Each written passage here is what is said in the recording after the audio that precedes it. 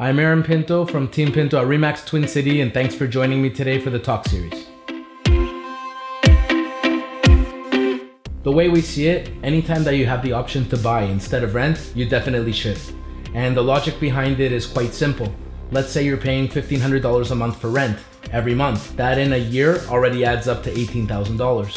In 5 years, you've already spent $90,000 on rent that you'll never see again. In that same amount of time, the property that you could have purchased has gone up in value. So let's say you're looking at a house that costs $400,000 to buy, and in 5 years you're gonna spend $90,000 in rent, but in 5 years that property may be worth $480,000. So it's a big difference to your own bottom line when you don't buy and you do rent. But whenever you do have that opportunity to buy, you definitely should.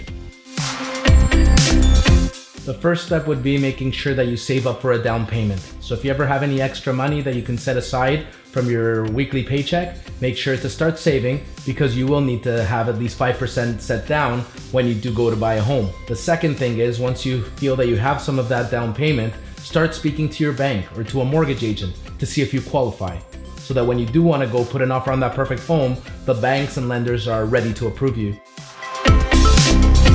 Great question, and the perfect home is different for everybody. So you need to ask yourself this. One, what city do I want to live in, or what cities would be of consideration to me? Where would I be happiest? How big of a home am I looking for? Do I want to buy a townhouse or a detached home? One of the questions that you'll get answered through your pre-approval is also, how much can I afford? Which will be a big limitation in what you're able to buy and not able to buy. Another thing is, how many bedrooms? What type of square footage? Do I want a swimming pool? All of these things will help you to identify what you're looking for. And if you contact your realtor and let them know what you're looking for, then they can help to narrow it down and show you options that are within your budget.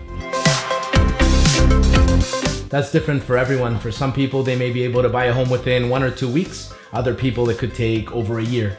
So the best thing is, when you're ready to start looking for a home, to speak to a professional realtor, get them to set you up on a private search portal, start looking at options online, and that way you'll get a better feel as to what the right home is for you. That's the best part of everything. When you're buying your first home or whenever you're purchasing a home, there's no cost to you directly for the realtor fee, as the realtor fees are paid for by the seller. So there's no cost, and you get to take advantage of all of the expertise and experience of the realtor in helping you make that purchase.